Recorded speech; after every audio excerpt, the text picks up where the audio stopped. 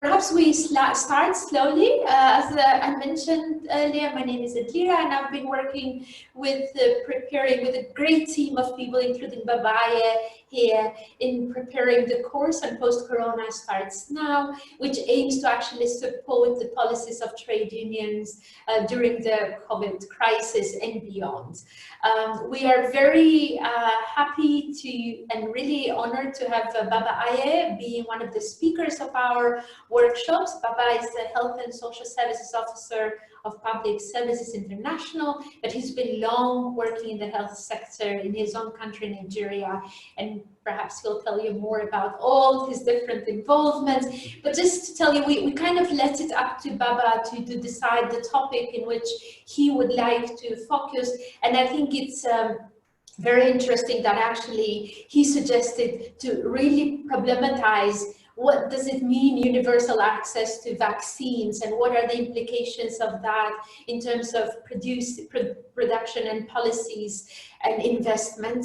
And in the same line, what does it mean that workers need to have work to ensure that health workers have proper, adequate PPEs, personal protective equipment, and problematize these issues within the general framework in which we are operating, and in which many promises have been made, but often such promises have not been kept. So I think that's where Baba is going to take us in this conversation. My suggestion would be that when you have questions and make questions, just introduce yourself in one sentence and then make a brief question so we give more time to Baba. So I'll not speak any longer. I leave it to Baba now to take you through the conversation, and thank you very much again for joining.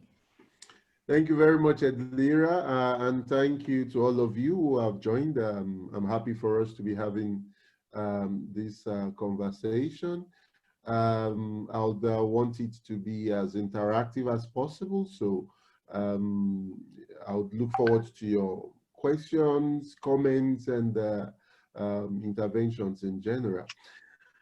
I decided that it would be apt to zero in on these two key issues, vaccines and protection of health workers, because it's impossible really to get out of the pandemic without these two issues being addressed.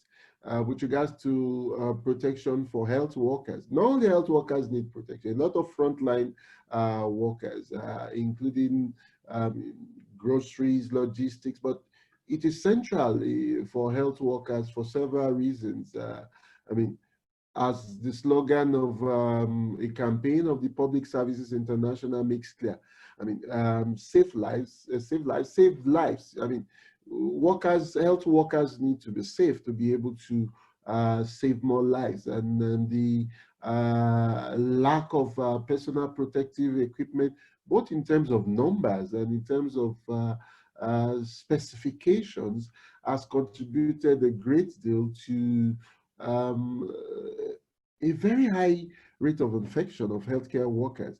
Unfortunately, even the WHO does not have specific figures globally, but even what we know is worrisome enough. Is worrisome enough. In Spain, Italy, you have as high as 14% infection rates in healthcare workers, like quadruple the infection rates in the population as a whole. And in Lombardy, which was the epicenter in Italy, you had as high as 20%, you know, and this does not have.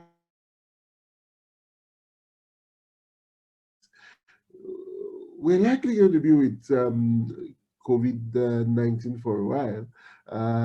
Hopefully, at some point in time, it could then be like the seasonal flu, so to speak, in that we have gotten the hang of it. But without vaccines, we cannot move from here to there regarding that. But the vaccines, what does universal access to vaccines mean? What are the roles of corporations regarding both access to vaccines and the question of personal protective equipment for health workers. And how do corporations wield their power? Because corporations' powers are not just the economic power of producing drugs, vaccines, PPEs, that's for personal protective equipment, as you might know, but it also extends in several ways through influence on governments, through influence on international organizations and decision-making forums, and at times they spread this through foundations. And so the things we'll look at are how these are done and how could we challenge this? What is to be done on our part as health workers, as trade unions, as civil society organizations in redefining the moment, the response of the moment, and the post-corona future that emerges as one that puts people before profit. First and foremost, let me point out that for big business, the health sector is nothing more than, or at least is primarily about what profits they can make from it. The health sector is considered as one of the most quickly expanding economic sectors globally. Expenditure in health and social care annually runs into 5.8 trillion US dollars. So for big pharma companies, it's about getting their own slices of this chunk of cake.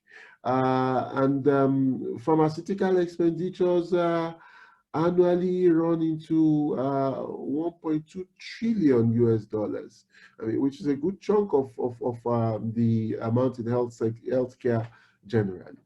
Now, you have pharmaceutical companies also having the benefits of monopolies through patents. And this is where there is fear with regards to a COVID vaccine. They have you can have up to 20 years, of a patent by a pharmaceutical company, which makes it impossible for cheaper drugs to be made.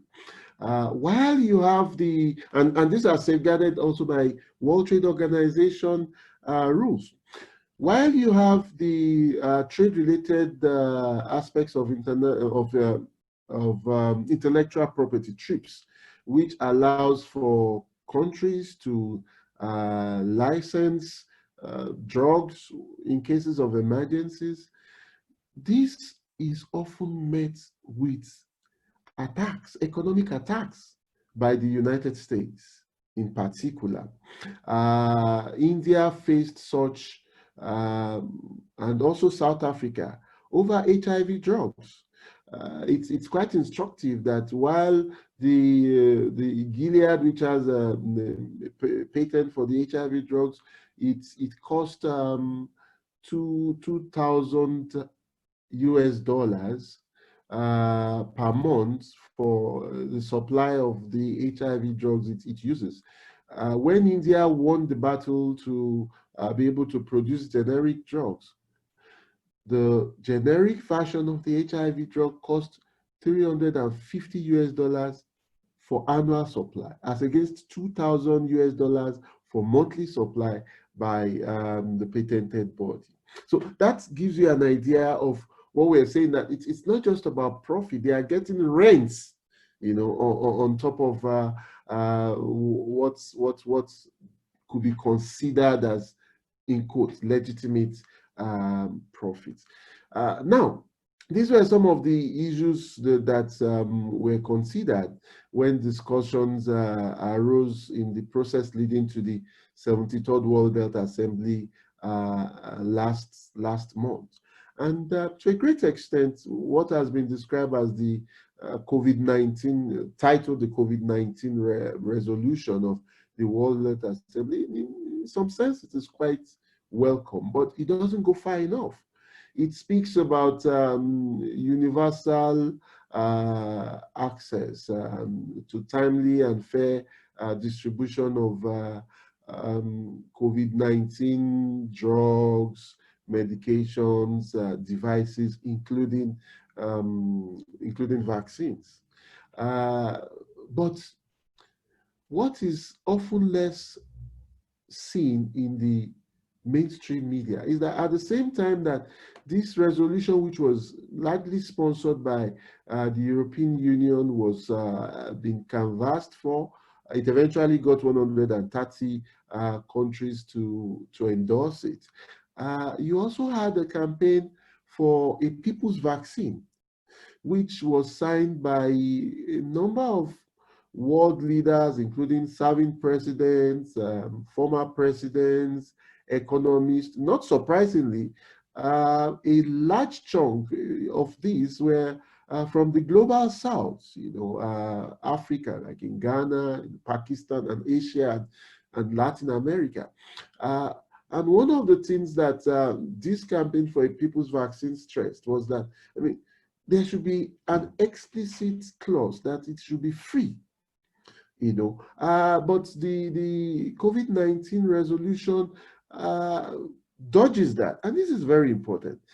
Similarly, there's the ACT accelerator, that is access to COVID-19 tools, which was pushed forward by a number of philanthrocapitalist bodies like Gavi, that is the Global Alliance for Vaccines, and so on and so forth. The WHO is there as not the leading driving body, but as part of the crowd, so to speak. The ACT accelerator also, dodges the questions of compulsory licensing and all that, meaning that it leaves the access, genuine access that can really be, it leaves it to the voluntary whims and caprices of the pharmaceutical companies, and of course the governments behind them. And as I said earlier, the United States has always been a major force behind attacks on countries using the TRIPS. Especially it uses its United States Treasury Order 301, to impose sanctions. The United States excused itself from signing from supporting the COVID-19 resolution to the World Health Assembly. But even the European Union, which was the main sponsor, just last week, it came out that Germany, Italy, France, and the Netherlands have already made advance order for what is one of the more promising ongoing trials. It has entered clinical trials, and it's possible it will be out by the end of this year with a COVID vaccine. That is AstraZeneca.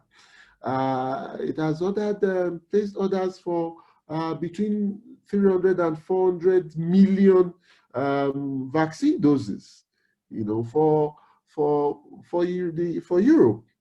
Well, it is true that Europe and North America have been epicenters globally, but while you might say in Africa it has not been as extensive, Brazil is also now a major epicenter. And then you look at Asia, what transpired not only in China, but while it was brought under control, like in South Korea. But now with the Europe already making such steps, despite the resolution it sponsored, and the United States locking in one corner, you can see that the fears of those that pushed and continue to push for a people's vaccine is very valid. When you listen to some of these resolutions, you can't but think of Arundhati Roy's very articulately advanced position that quite often, words in international relations are meant to mask intent. And you see that over the years. We were told water for all by 1990, we were told health for all by year 2000, and all that. They'll keep putting in Nigerian parlance, we call it "is coming." You know, that is, it means tomorrow never comes. Kind of beautiful words, you know. So, but it does not necessarily have to be so.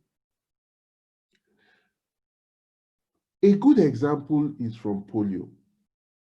Today, polio has been almost stamped out. But for COVID, there were, I mean, there are just about 3-4 countries now that you had it. Unfortunately, Niger also had an outbreak 2 months back as a result of, you know, lockdown and not being able to carry out immunization programs. But Jonas Salk, who got the vaccine, he gave the world an example to follow. If I gave the world several examples which shame corporations, I'll start from what might seem the personal. You know, when he first tried the vaccine on himself, his wife, and his 3 sons in 1952. By 1954, when it was ready, and he was asked about who would own the patents, he said, "Can you patent the son? It belongs to the people." He did not make a dime. He did not make a dime from the polio vaccine. And you know, this also goes to show the kind of spirit we have to ensure that whilst the corporations might not like it, becomes the norm for a post-corona world. We have to fight to ensure this. It is possible, despite the powers of the corporations, to do this. Even currently, recently, during this pandemic as well, there was massive online outrage against Gilead. Gilead has a drug which still is a vaccine candidate, remdesivir, which was initially developed for Ebola, but didn't work for that. But some evidence shows it might be worthwhile for the COVID-19.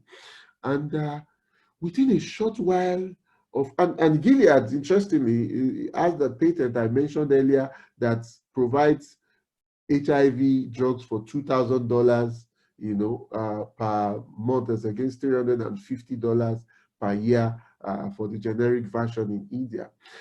So when it became clear that remdesivir was on the front line as a candidate, the shares of Gilead rose by 25%. You see, they are interested, corporations, the 1%, they are interested always in more money. They don't care about the lives of the people.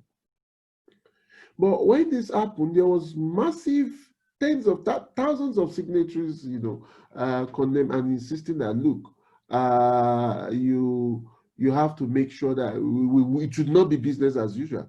And even though we are yet to see where it finally goes, Gilead was forced to say, look, it will take this into consideration, was not going to pursue profit interest on that. So it shows that this is just an inkling of what could be done, you know, if we fight, you know, to defend the kind of cause that the People's Vaccine Campaign is advancing. The vaccines must be free. There is much more than profit that the corporations are making. They are making rents on top of this. And part of how they do this, before I then look at PPEs, you know, part of how they do this is not just with patents. They also have what they call evergreening, where they extend patents so that it's not just the 20-year, it could last for almost like forever, you know, to make sure that they have that access to rent through monopoly.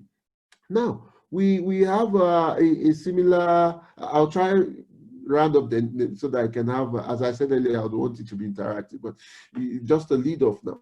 On personal protective equipment, for me as a policy officer of health and social sector, it is exceedingly very, very worrisome. For me as an activist, as a humanist, it is shameful. And why do I say this? Last 2 weeks, we have seen police come out in the United States, especially, fully armed with body armor to fight against, to try keep demonstrations peaceful in quotes, while I mean more often than not, their presence in some instances rather instigated it. What it costs to produce the body army for one police officer will produce full personal protective equipment with respirators, everything, for not less than 31 nurses. Governments will not say that they don't have enough money to provide police with all the body armor they need for repression of people. But they keep saying they don't have enough money for providing the much required personal protective equipment. Now, because of time, I want to focus on respirators, N95. And the reason why I want to focus on it is that it has been a major cause of debate, even internationally. On 5th of June, the World Health Organization released its latest guidelines, infection prevention and control guidelines. And it still maintained the view that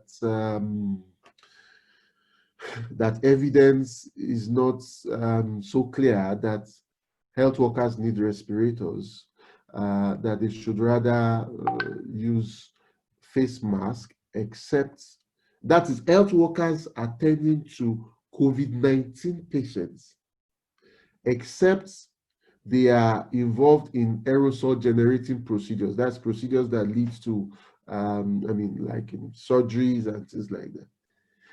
And the evidence is mounting otherwise, which shows need for every health worker walking around where you have COVID-19 infection to use respirators. Respirators filter the air by up to 94%, as against face mask, surgical mask, which could filter between 50 and 80%, depending on the number of variables. Now, every percentage matters for saving a life or losing a life of a health worker. Now, but one clause that follows, because there are details we can't go into, because guidelines development groups entail confidentiality. We represent workers on this, as we've done in a number of guideline development groups earlier. But even what is out there, it states clearly that part of why this decision was reached was the question of availability, so as not to put stress, on governments that can't afford. But really, is there governments that can't afford this? Yes, governments that can't afford this are in the lower and middle income countries. But countries like the United States, where initially when the COVID-19 pandemic burst out, the CDC, the Communicable Diseases Centers, its first guidelines was that health workers attending all COVID-19 patients needed to use respirators. Eventually, they now backed down and said that they were resting on the basis of the WHO guidelines, the first guidelines, which was the interim guidelines released in January. So you see how our corporations, and I point out how corporations are involved in this. It's because in this case, there's government complicity not to be able to put down money for such, but there's also the complicity of corporations. Now, during the Obama era, because part of the shame of where we are now is that even though we might not have been able to predict in total the details of what happened with COVID-19, it had been obvious for long that there will be pandemics, and of respiratory infections. During the Obama era, he succeeded in getting contracts for ventilators. I mean, also ventilators, these are used for the patients, also quite critical. High quality and cheap, but a larger corporation bought up the corporation which the United States government gave the contract to. Now, as you might have guessed, that larger corporations produced much more expensive ventilators, and of course, fewer of these. And after buying up the smaller company, it cancelled, said it was not profitable, to make such ventilators. Now, thousands, if not tens of thousands of those who have died in the United States would have been alive today if that contract had been implemented. So you see the long hands of corporations in cahoots with government, and even having influence on international policy formulation processes in the health sector, undermining access to medications, vaccines, as well as undermining the making available the required personal protective equipment for health workers. So it is not enough for us to understand this. We also must be committed to fighting against this in our different countries, in our regions, and in the international sphere. And that is the spirit which inspires this course that we are all on now. So at this point in time, I would want to stop and await your questions, comments, gladly. Thank you.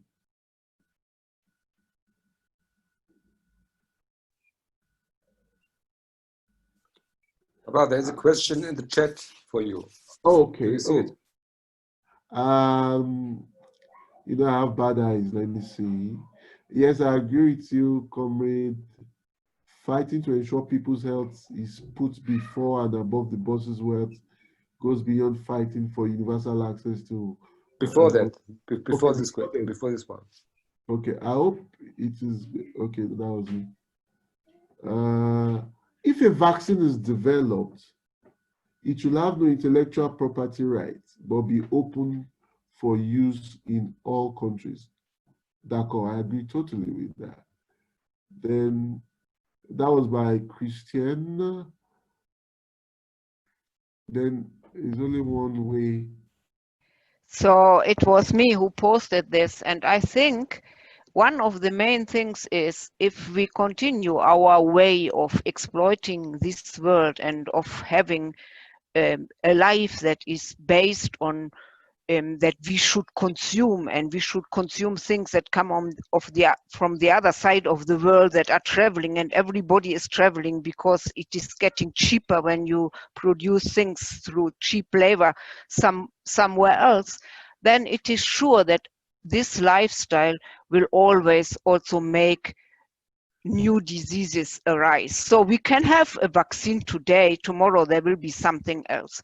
But we have to see that the health system has become something, a market, yeah, and no longer access to healthcare is no longer a human right. And if health is a market, so the countries that has the worst outcome for COVID were the ones that have most privatized their health systems and also their elderly care.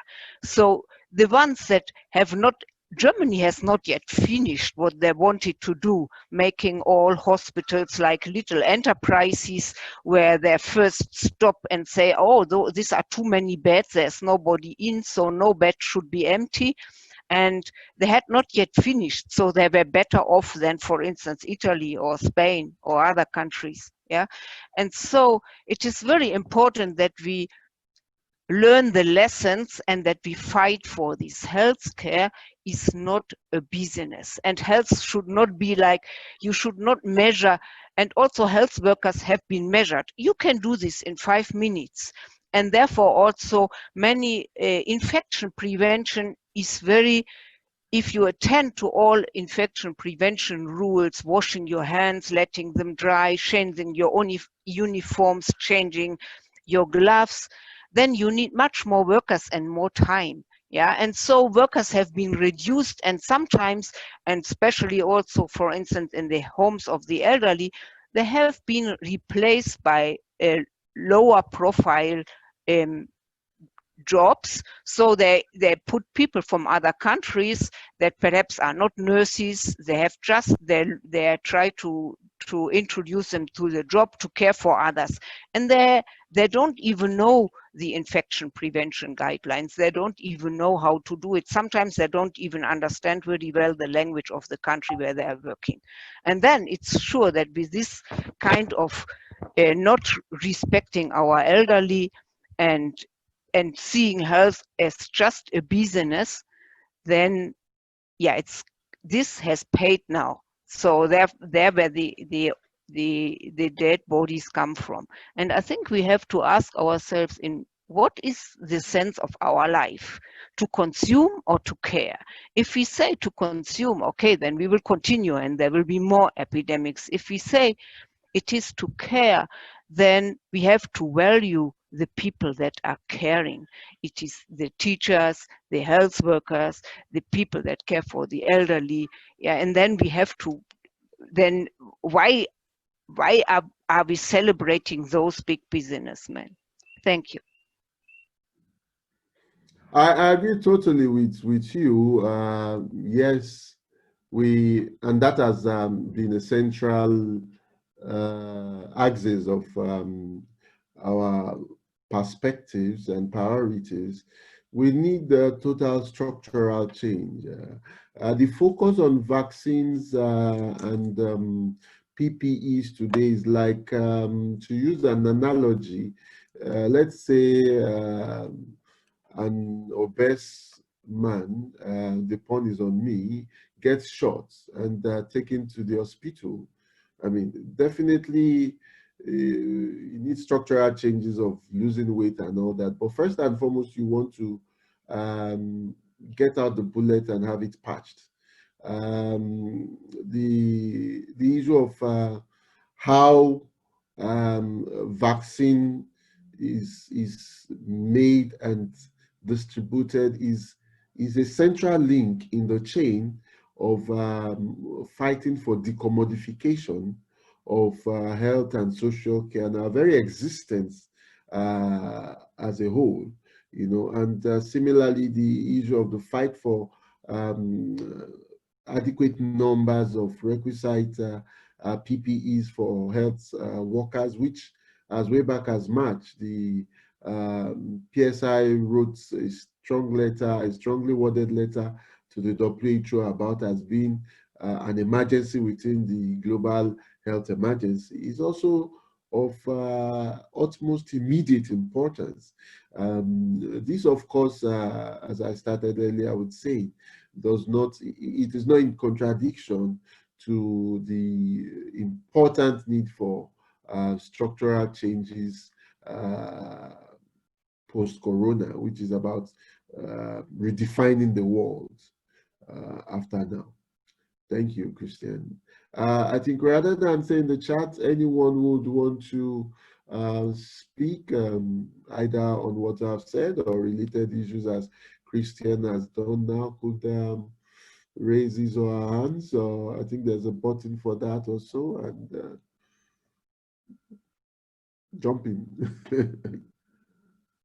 Let me see. Yeah. Okay, yeah, I think there is where people could raise hands and yes. Anyone wants to take the floor, please? I can see no hands raised.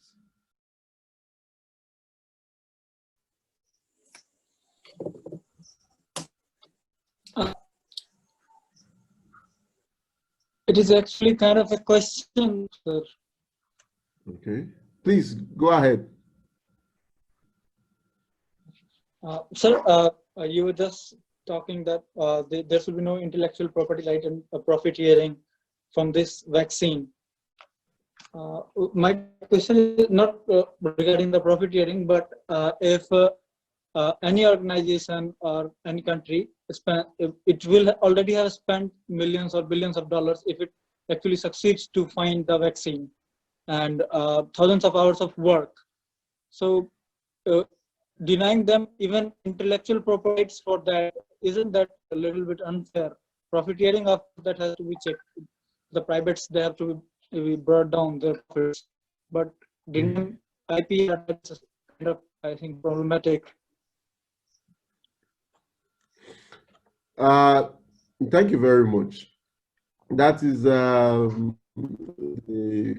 important question. It's part of what is actually central to the claims the United States government made for not supporting the COVID-19 resolution. But when we look closely, the fact of the matter is that the research and development that goes into production of medicines and vaccines is largely subsidized from the public purse. For example, in 2014, I think, the Los Angeles Times report showed that since the period of World War II till that time, the United States government had committed not less than 900 billion US dollars into research and development for several drugs that the profits then get pocketed by big pharma. Two, it's that the big pharma's power is reflected in how they influence discussion to push forward this argument. Big Pharma is the largest lobbyist in the United States Congress. Some 15 years back, I think, and I think there was a follow-up on it, the British Medical Journal also showed how they influence things in policy making in Britain. They will have a policymaker come and present a paper for like 1 hour and get a £5,000 honorarium. The licensing body for pharmaceutical products is it gets its monies mainly from fees paid by Big Pharma. More than half of doctors on postgraduate studies are sponsored by one Big Pharma or the other. So they help to try, they help to shape this narrative that, oh, we need to recoup. There's much more money in their pockets than what they can even ever finish spending. We're talking of the house on fire, and the person that has been pocketing the money of the house since is saying that, look, we have to consider the money that I will spend. Lives matter more than what they are talking about. It costs them what they have from profits made so far. We should look at the whole big picture. Not that they spend money for this, they want to recoup it. What of all the money they have been? I say annually 1.2 trillion US dollars. What of all the money that they've been making? While I think we should look at it also within the question of global inequality and all that. Some 62 people have wealth more than half of the population of the world. Why is it that they have two heads? The World Health Organization, 72 years back at its founding, it passed, it recognized health not just as a fundamental human right, but was explicit about that everybody had the right to the highest attainable quality of health. So the corporations' wealth should not come before the people's health. We should argue against this, and we should not just argue against it. We should mobilize and fight to ensure that that is not. It is such logic that led to where we are now, which, as Christian pointed out earlier, would lead to even worse situations, because as the WHO Director General pointed out, we might be even more unprepared for a subsequent pandemic. Corporations and corporations as a whole, the exploitation of agriculture, agro-industrial businesses, expansion into the world, it contributes to how even viruses are crossing over zoonotic transmissions. So the argument, I'm sorry, might not exactly hold water. If anybody owes anybody, the corporations owe the people. It is not that they need to recoup any money off. And that is not even talking. That is not even coming to the part of so much public money going into funding research and development of corporations. Thank you. Any other comments, question, contribution? Please feel free to jump. Thank you, sir.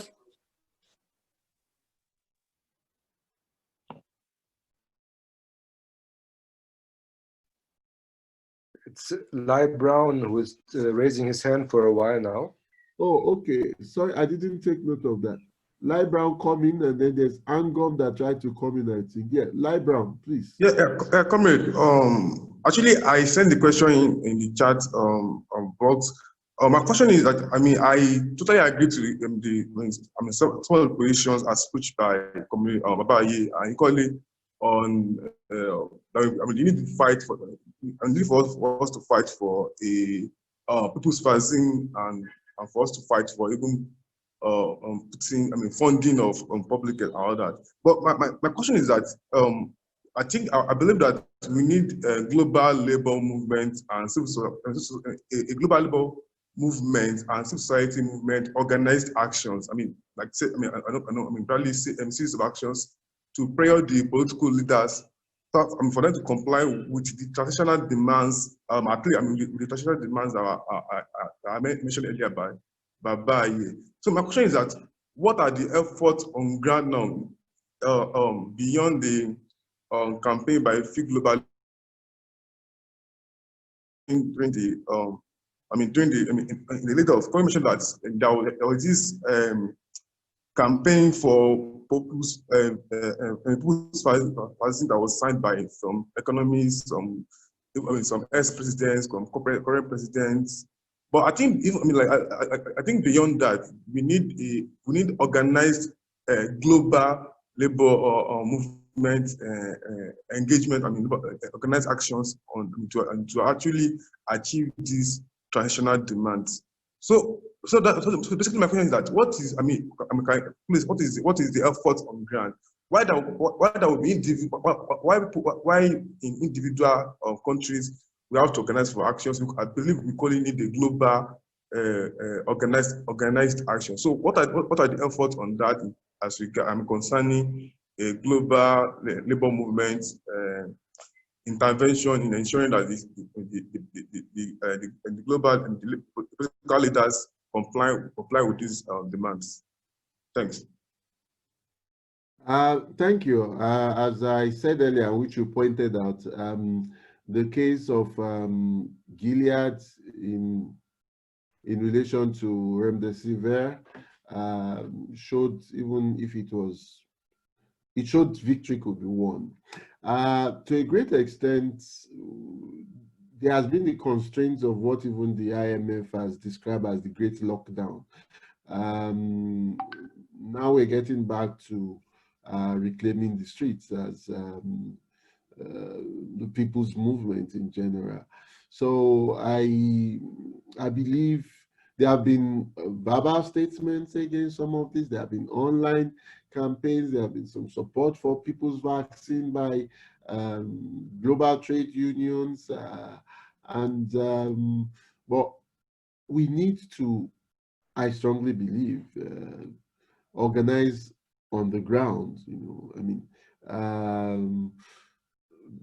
Not only demonstrations, quite important, but also deputations, get and put pressures not only on our various governments and on international decision-making forums, but also in those countries where you have such power to carry out such, like what I've said, Germany, France, Italy, Netherlands, on behalf of the EU, and of course in the United States of America. And unions in these places are all primed for action. I believe that the next few months will be very decisive in terms of how far we go. But an important thing also is this. my experience with the global trade union movement shows both its importance and also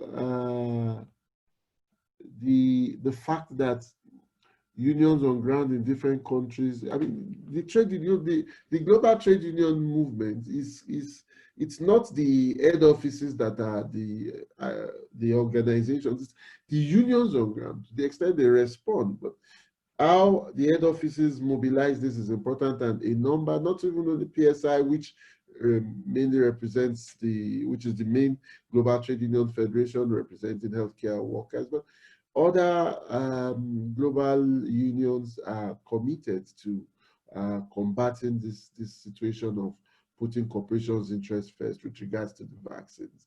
So I believe the next few months will be we'll witness actions, and this includes by unions on the ground in different countries.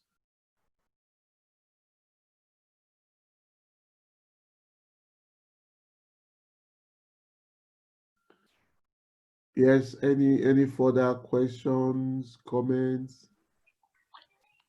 Rocky is raising his hand. Yeah. Okay. Yeah, I'm from Nepal. Especially while combating with this pandemic, low and middle income countries like Nepal, we have already invested much and more in the COVID control. And in the initial days, when we had lockdown, we had only one case. Only 2 cases were there, and after 80 days of lockdown, it is being loosened to some extent, and we have more than 6,000 active cases and 19 deaths till today. And we have already invested much and more, and the government is even saying in the media that the government is lacking fund to run even its regular expenditures. And how can our countries, like in other underdeveloped countries, can have access to those vaccines, as the European countries, they have already making the contracts, and it is creating some problems in low and middle income countries. And I think these countries should be provided with the vaccines without any cost, in my view. I think so. So may I become clear from you, Mr. Baba? Yeah, thank you very much. Yeah, that is exactly why you have the People's Vaccine campaign ongoing. And as I pointed out, it is not surprising that most political leaders that are signatories to the call for the People's Vaccine are from the Global South. I mean, he or she who wears the shoe knows where it pinches most.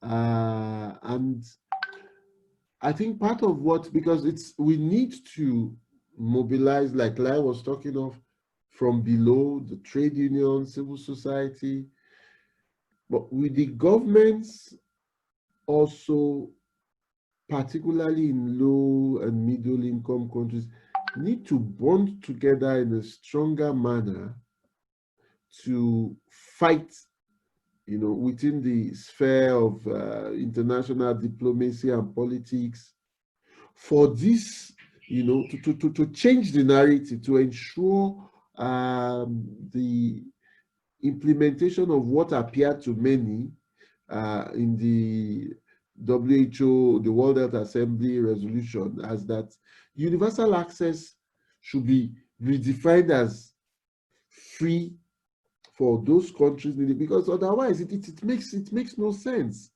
If it is accessible but it's not affordable for, and even the accessibility, by the time you already have orders been made for 400 million dosages, and I mean, these things show that there's the need for an international pool, and that is part of, even though it had some limitations, that's part of what Costa Rica pushed forward, of international pool of resources, knowledge, and tools for the COVID-19 response. you know. But the gap there too was about voluntary licensing, you know. And part of what we need to be thinking of as redefining the world that will be post-COVID also has to do with the manufacturing capacity of low and middle income countries. You know, it shouldn't just be about being able to access what is being produced by the likes of AstraZeneca or Gilead, but you know, if the knowledge is democratized, like I mean, the gene sequencing and all that, for different countries or regions to be able to manufacture this also, if and where they need support from the international community to fund such local production, which will very much reduce costs. That will be done. But part of what the years of commodification of healthcare and health and social care services has involved has also been privatization, you know, of manufacturing capacities, of vaccine. I'll give an example because that immediately comes to my mind, because it was something we had to fight against when I was working with the Medical and Health Workers Union of Nigeria. For years, we had the Federal Vaccine Production Limited in Lagos. I mean, and this was producing yellow fever vaccines, not only for Nigeria, but across the West African coast. It was bought over by, I think it was May and Baker, but by a consortium, but with that as the leading body. Well, buying it over was not to use it for production, but to like kind of put it in their portfolio to enable importation that they were producing outside. So we need, there are several things in these issues that need to be put into perspective. But the central one is that we must insist that with every step taken, the people's health must come first and last before consideration for corporations' wealth. So to wrap up that answer, countries have roles to play. The governments must speak out. And part of our mobilization from below as trade unions, as civil society movement, is also to put pressures on our governments to speak out, as well to put pressure on the corporations themselves directly, and the governments at the heart of the hierarchy of power in the current world as it is. Thank you. Okay, thank you for your response. Thank you. You're welcome. You're welcome, brother.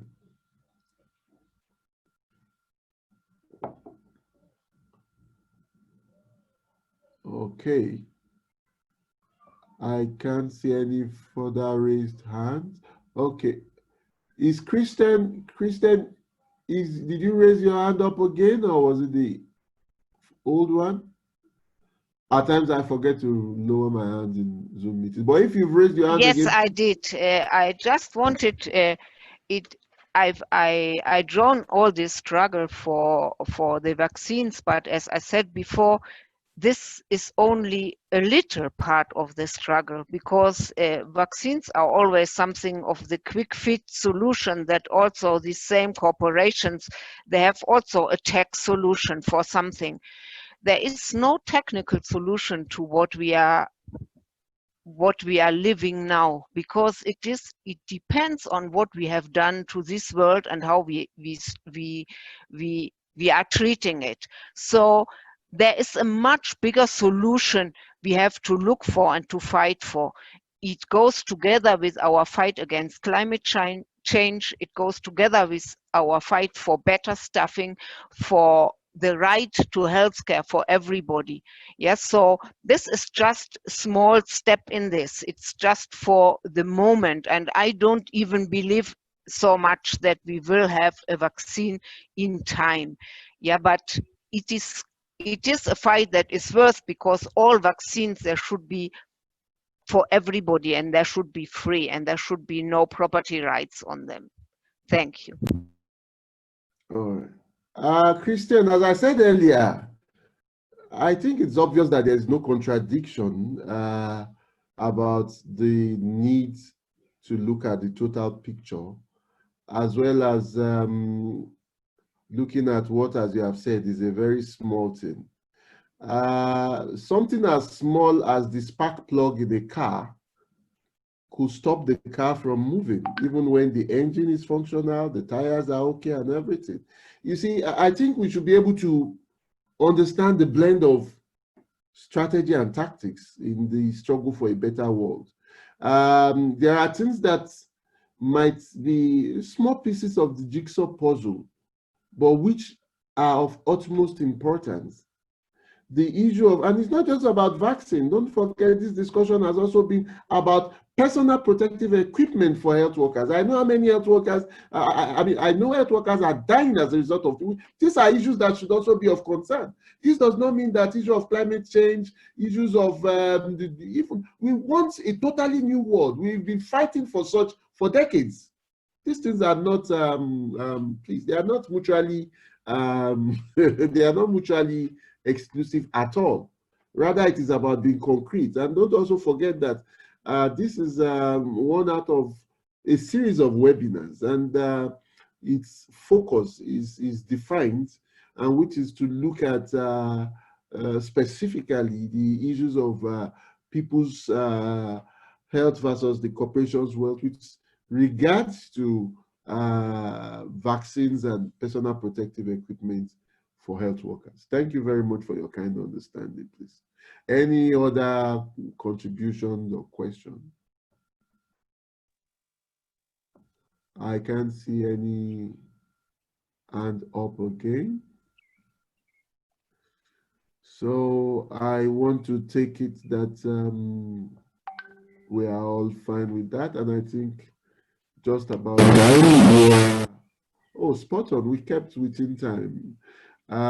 So if we're not having questions, contributions, I want to say I've enjoyed the discussion and been inspired from the various contributions, and I will also reiterate the facts which Christine was stressing, that the Angom, you want to speak, Rebecca? Yes. Oh, please feel free to come in.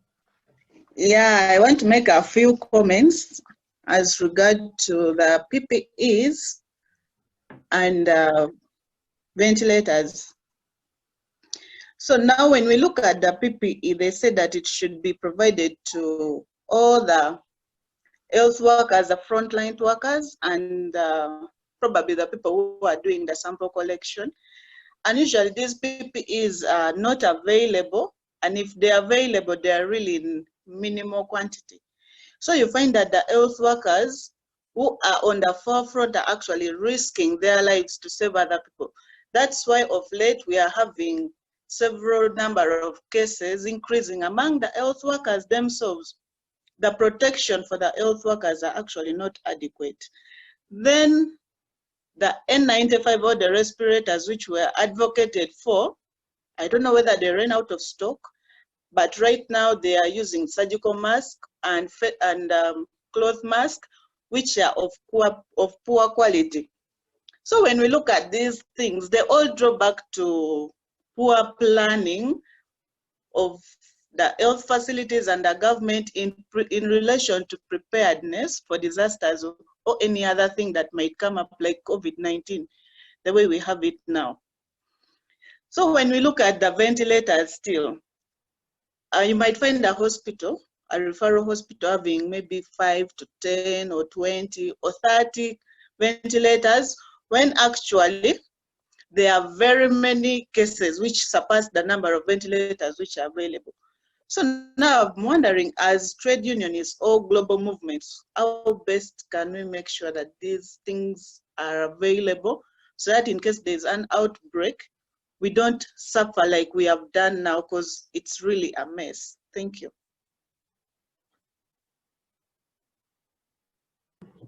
Thank you very much for that important both contribution and question. And that's why we've been very passionate about the question of personal protective equipment for health workers globally.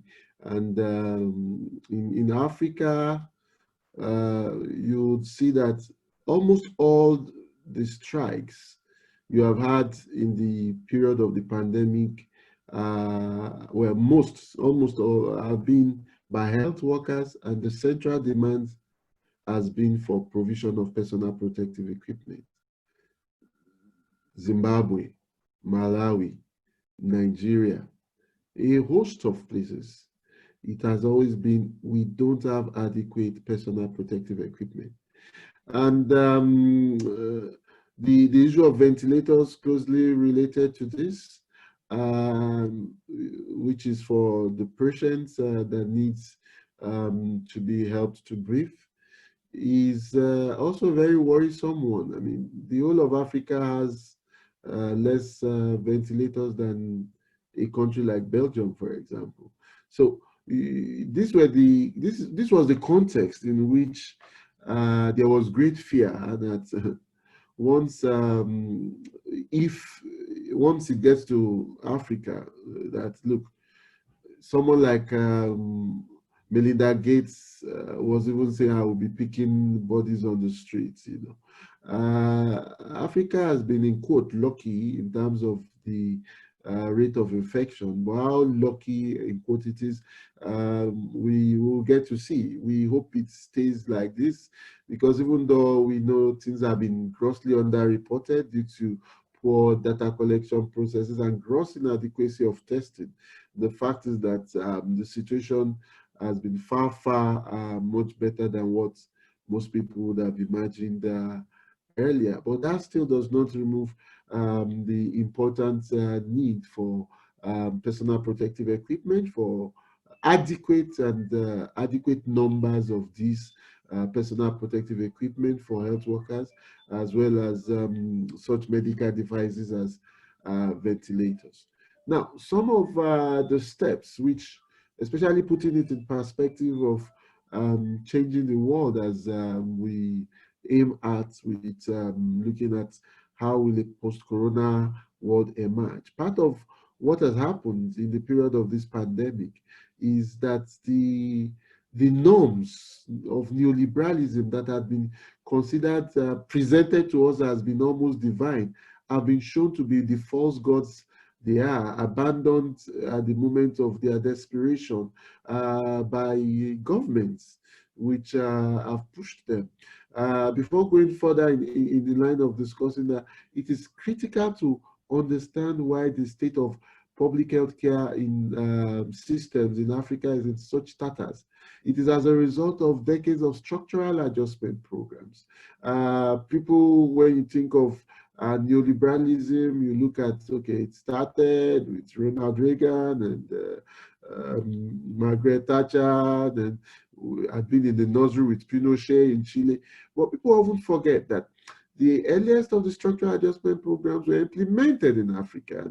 The coming into the international financial institutions becoming major forces for pushing through the unholy trinity of privatization, liberalization, and deregulation was with the World Bank Berg report of 1981, and which was where the institution for the first time pushed for user fees for health services. You know, so this was the context of it. Now, within the crisis that is both a global public health emergency and a social economic catastrophe, you have had governments not only requisition hospitals like in Spain, but also requisition private factories and convert these to produce for people's needs as against, you know, corporations' profits in places like Italy, Australia. And I think this is one step that African governments need also to take. You know, some of our affiliates have pushed for this in some countries, like in Nigeria. A number of car making factories could be reconverted to produce ventilators, to produce respirators, you know, and the unions have to demand this. And they have to make it that, look, it is not about the profits for these corporations or for these billionaires or for these, but for defending the lives of millions of the 1.2 billion people living on that continent, just as it is important globally as well for defending the lives of the billions of people that occupy planet Earth, and for this to be put in the perspective of a new way, a new manner, of our global social and economic intercourse in ways and manners that genuinely, promote sustainable development, and not some, corporations-driven consumerism for some and utter pathetic pauperization for the most, but one that sustains robust, metabolism between humankind and the earth, based on the relations between human beings themselves, where needs, of the utmost majority come first and determines, government policy and production priorities. So to sum up on that, the situation in Africa is a peculiar one. It is a dire one, despite the low level of infection rate. But it is also part of the broader global picture. It is a piece within the broader jigsaw puzzle, of what the world has been, which is subsuming lives under the jackboots of money for profit interest, and the need to fight to change this, and that is part of why PSI has called for public health for all once and for all, and at the heart of that is not just is that health, is central to our life in every way, and it also has implications for our perspective on an economy that works for the many and not the few. All these are closely interlinked, and we should tie the connections. We should also bound together in struggle to bring about changing the world for the better. Thank you, Agnes. Thank you very much, Baba. On this statement, I propose to finish this meeting. So thank you a lot for this interesting discussion, also to the speakers, to the participants. And yeah, we will see each other maybe in one of our next meetings or webinars. Thanks a lot to all of you. Okay, thank you. All right. Bye. Bye-bye. Bye. Thank you, Baba, and bye, comrades. Yeah. Keep the flag flying. We'll win. The post-corona struggle starts now. Another world is possible. Now. Struggle. Ciao.